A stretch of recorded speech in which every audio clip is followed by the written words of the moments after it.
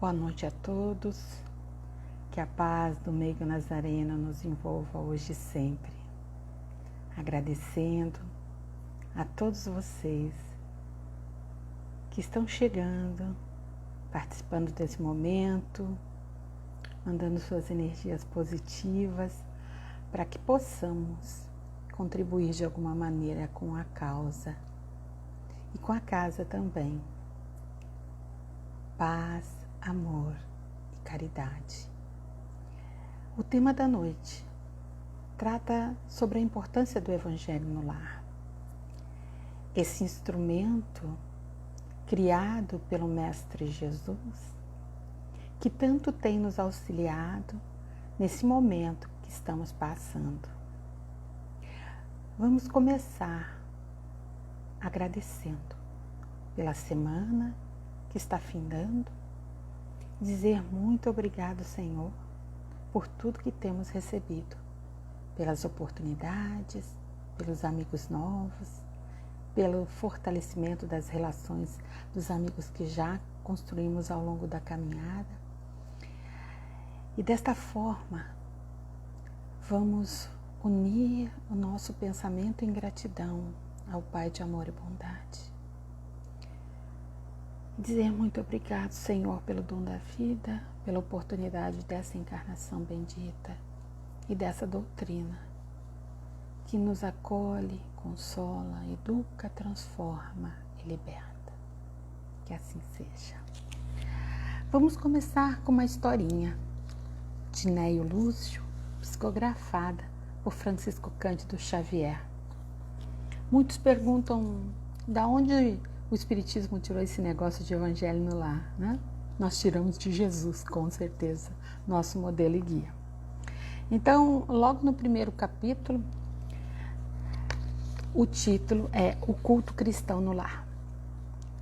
Povoara-se o firmamento de estrelas dentro da noite prateada de luar, quando o Senhor, instalado provisoriamente na casa de Pedro, tomou os sagrados escritos e, como que quisesse imprimir novo rumo à conversação que se fizera improdutiva e menos edificante, falou com bondade: Simão, que faz o pescador quando se dirige para o mercado com os frutos de cada dia? O apóstolo pensou alguns momentos e respondeu hesitante: Mestre, naturalmente escolhemos os peixes melhores, ninguém compra os resíduos da pesca. Jesus sorriu e perguntou de novo: E o oleiro, que faz para atender a tarefa a que se propõe? Certamente, Senhor, redarguiu o pescador intrigado, modela o barro, imprimindo-lhe a forma que deseja. O amigo celeste, de olhar compassivo e fulgurante, insistiu: E como procede o carpinteiro para alcançar o trabalho que pretende? O interlocutor, muito simples, informou sem vacilar: Lavrará a madeira, usará a enxó e o serrote, o martelo e o formão. De outro modo, não aperfeiçoará a peça bruta. Calou-se Jesus por alguns instantes e aduziu: Assim também é o lar diante do mundo. O berço doméstico é a primeira escola e o primeiro templo da alma. A casa do homem é a legítima exportadora de caracteres para a vida comum. Se o negociante seleciona a mercadoria, se o marceneiro não consegue fazer um barco sem aperfeiçoar a madeira aos seus propósitos, como esperar uma comunidade segura e tranquila sem que o lar se aperfeiçoe? A paz do mundo começa sobre as telhas a que nos acolhemos. Se não aprendemos a viver em paz entre quatro paredes, como aguardar a harmonia das nações? Se nos não habituamos a amar o irmão mais próximo, associado à nossa luta de cada dia, como respeitar o eterno Pai que nos parece distante? Jesus relanceou o olhar pela sala modesta, fez pequeno intervalo e continuou: Pedro, acendamos aqui, em torno de quantos nos procuram a assistência fraterna, uma claridade nova. A mesa de tua casa é o lar de teu pão. Nela recebes do Senhor o alimento para cada dia. Por que não instalar ao redor dela a sementeira da felicidade e da paz, na conversação e no pensamento?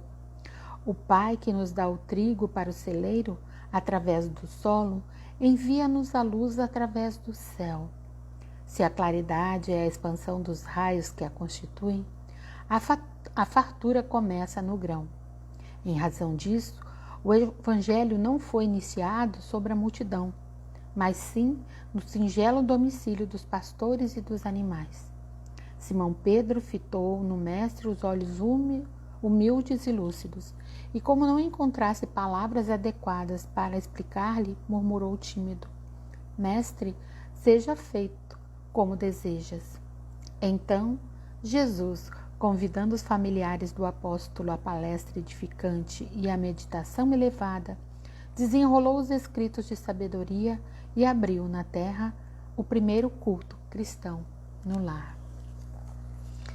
É interessante ver que o mestre não perdia nenhuma oportunidade para trabalhar um ensinamento, para mostrar a importância de mantermos a mente sadia, falarmos coisas saudáveis e desde o início sempre nos mostrando um caminho a ser seguido, um exemplo a ser seguido, uma rota segura. E é por aí que a gente vai começar hoje o estudo do Evangelho no Lar. Bom, algumas questõezinhas de reflexão inicial. Estamos sentindo falta do ambiente do Centro Espírita? Será que podemos construir esse clima positivo em nosso lar? O que posso fazer para que isso se concretize então? Lembrando sempre, não basta irmos ao templo em busca do Mestre Jesus. Temos que convidá-lo para o ambiente do nosso lar, ofertando os nossos melhores sentimentos e ações. E quando a gente convida alguém, a gente faz toda uma preparação, não é mesmo? A gente faz uma preparação às vezes com música, com um aromatizante no ambiente, com uma alegria, porque é uma saudade muito grande, né? Receber aquele visitante é tão gostoso. Então imagine sendo Jesus, né? Que estamos convidando. E aí a gente vai perceber que o Evangelho, ele serve para muita coisa, ele é essencial para várias coisas. Entre elas, atrair a companhia espiritual dos amigos, familiares e benfeitores para esse ambiente que estamos construindo em nosso lar. Proteger o lar criando uma barreira espiritual. Melhorar as condições do ambiente que estamos ofertando a Jesus. Sustentar e renovar as forças nas diversas situações do cotidiano. Ser um foco luminoso na rua, no bairro, ser um gerador de energias calmantes, ser um pouso para o reabastecimento dos benfeitores espirituais em trabalho.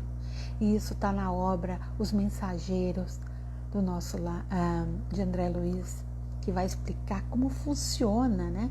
Então a equipe espiritual às vezes está em trabalho e aí ela aproveita um núcleo que está fazendo o Evangelho no Lar para se reabastecer, porque às vezes a caminhada é longa e dura, precisando então dar uma pequena parada para refrigério, para serenar a mente, para orar, para se reorganizar e se estruturar na caminhada. Dá também uma estabilidade psíquica durante a gravidez, tanto para a mãe quanto para aquele serzinho de luz que está chegando, né? Aquele espírito reencarnante. Vejam que o Evangelho é muito importante em todos os sentidos. E aí, aquela pergunta básica para quem nunca fez ou nunca experienciou, como é que a gente faz esse negócio, né? Então, a primeira coisa é escolher um dia na semana que seja o mais tranquilo possível.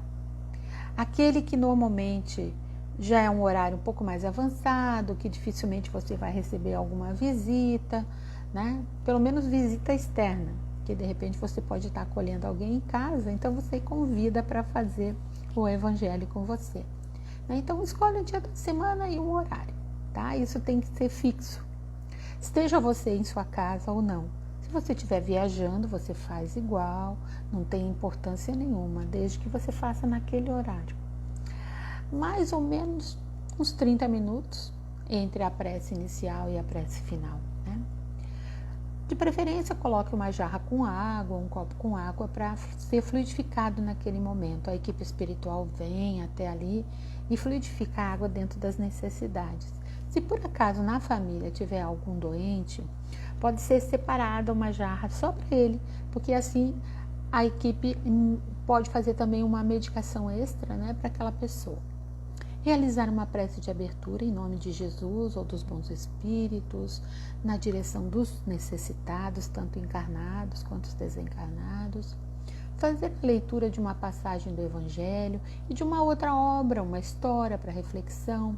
Se nós tivermos crianças em casa, é importante dar, e jovens, né, é importante dar para eles também tarefas, né, seja para fazer a leitura, ou fazer um desenho, ou preparar toda uma temática para que eles possam, ao final, então, se quiserem fazer um desenho sobre aquilo que foi estudado, para poder ensaiar já o início de discussão, de diálogo em família. Isso é fundamental. Sempre um diálogo fraterno sobre o entendimento daquele tema, que muitas vezes está ligado com algo que aconteceu na semana, com alguma reportagem que assistimos na televisão, no jornal, na rádio. E aí, depois de tudo isso, a gente faz uma prece de encerramento. Então, eu vejo que não é uma coisa longa, exaustiva, né? É harmonização, né? É equilíbrio. A gente quer trazer Jesus para casa. E aí, é fundamental a gente lembrar que Jesus não é um mestre ausente. Ele não vai precisar voltar, porque ele nunca foi, porque ele está entre nós. Governador da terra, né? Responsável por a manutenção de todo esse orbe. Vemos no mestre aquele irmão que está sempre conosco em todas as horas. E ele também não está escondido no interior dos templos. É companheiro de todas as horas, capaz de nos inspirar o melhor onde estivermos. E daí ele ter dito que onde 2 ou mais estivessem reunidos em seu nome, ele ali estaria. Portanto, eu e o meu mentor espiritual, meu anjo de guarda, né, já somos 2, já podemos ter a certeza que o mestre ali está conectado conosco em pensamento e coração. E isso dá uma leveza na alma. Ele trata do cotidiano com ideias bem claras e objetivas, ilustrada com exemplar vivência, ensinando-nos a valorizar o contato com o semelhante, a permanente ação do bem. Então, tudo aquilo que Jesus ensinou se estrutura no amor e na vivência do bem, que nada mais é do que o exercício do amor. Então, como o reino está dentro de nós, foi a afirmativa do mestre, né? O reino está dentro de vós. Eu tenho que fazer esse reino se projetar para fora, através das minhas ações. O mestre nos explica como usar a palavra adequadamente, conversando sobre assuntos edificantes, instrutivos, otimistas e evitando então, como nos diz a história do primeiro culto no lar, assuntos banais, fúteis, negativos, maledicentes, porque tudo isso conturba o ambiente, mexe com a frequência vibratória do lar e aí acaba atraindo as companhias desse tipo de assunto.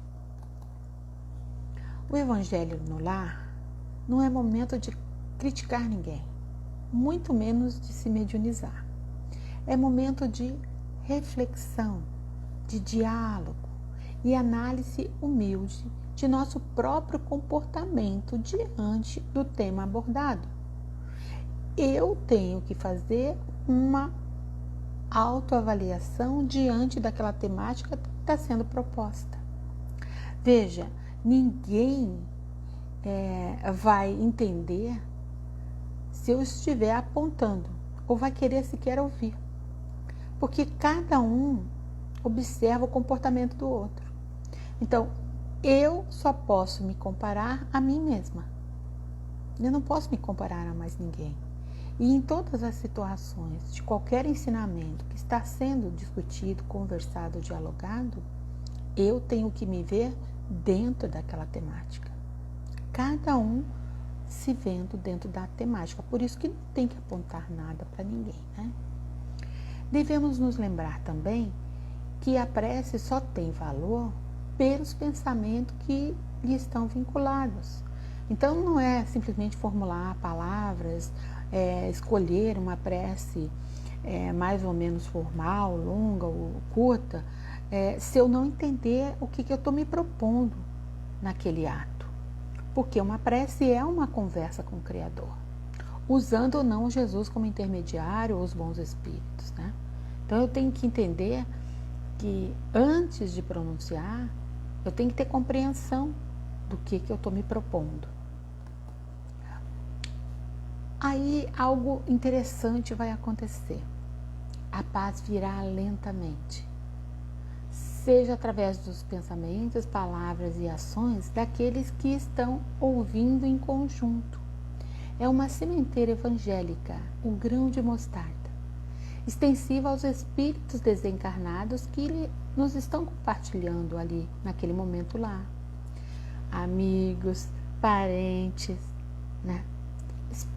Espíritos afins que, ao saberem, né, que está sendo feito um culto no lar, se aproximam para poder beber um pouco dos ensinamentos do Mestre Jesus na sua caminhada e dessa forma também se alimentar. A assiduidade, isto é, fazer sempre seguido, né? Não como se fosse um passeio turístico de vez em quando. Não, o Evangelho no Lar é um compromisso que assumimos com Jesus, convidando Ele semanalmente para entrar em nosso lar. Então, dia e hora corretamente escolhidos. Então, assiduidade e perseverança, continuar mesmo diante das dificuldades, um telefone que toca na hora, alguém que bate a porta. Por isso é tão importante escolher um horário onde essas coisas dificilmente irão acontecer. Não são impossíveis, mas dificilmente acontecerão.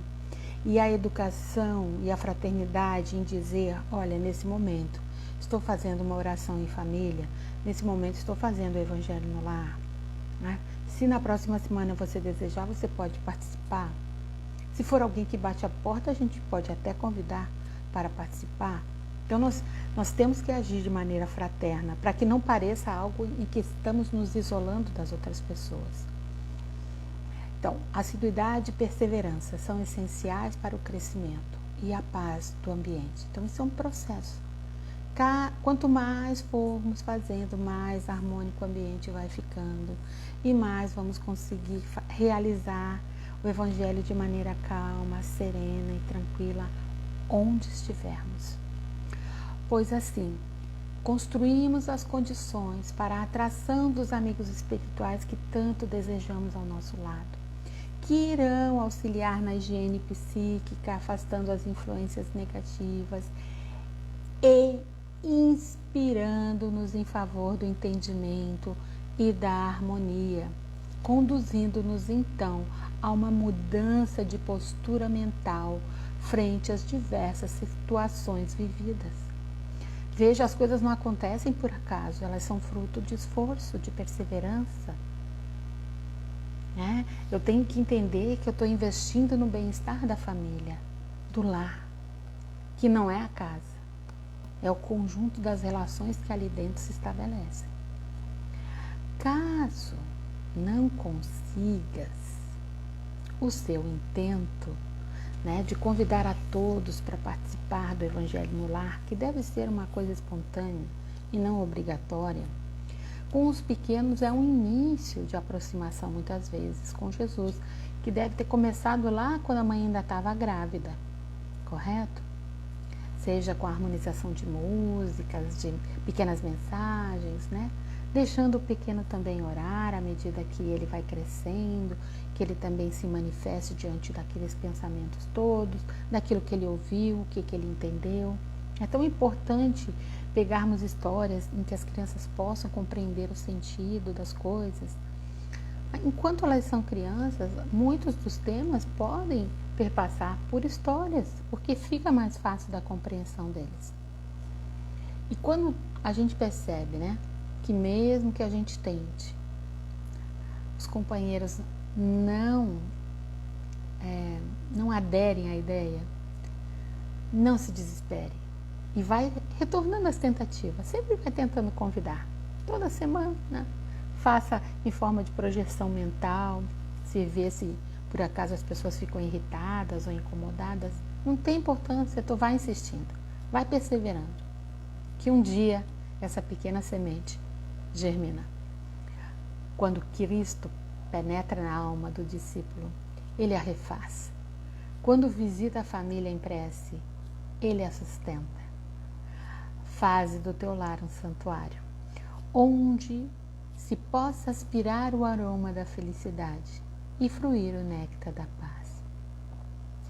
Vejam que são tantas as contribuições que o Evangelho no Lar pode trazer a todos nós, que aquele que ainda não faz, eu dou como sugestão, né? Eu convido a fazer.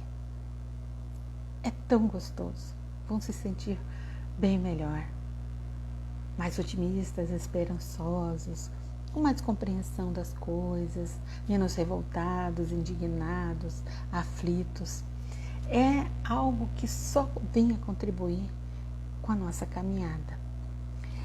E para encerrar, eu adoro música, quem me conhece sabe, né? Então, gostaria de convidar a todos a fazer, através dessa letra, a nossa prece de encerramento, agradecendo por esse momento de estarmos juntos, reunidos em nome do Mestre Jesus. Agradecendo ao Pai de infinito amor e bondade por ter enviado seu Filho a nós. Por amor, nosso irmão maior. Ando devagar, porque já tive pressa. E levo esse sorriso, porque já chorei demais. Hoje me sinto mais forte, mais feliz, quem sabe. Eu só levo a certeza de que muito pouco eu sei, que nada sei. Conhecer as manhas e as manhãs, o sabor das massas e das maçãs. É preciso amor para poder pulsar, é preciso paz para poder sorrir, é preciso chuva para florir. Penso que cumprir a vida seja simplesmente compreender a marcha e ir tocando em frente. Como um velho boiadeiro tocando a boiada, eu vou tocando os dias, pela longa estrada eu sou, estrada eu vou. Conhecer as manhas e as manhãs, o sabor das massas e das maçãs. É preciso amor para poder pulsar, é preciso paz para poder sorrir, é preciso chuva para florir.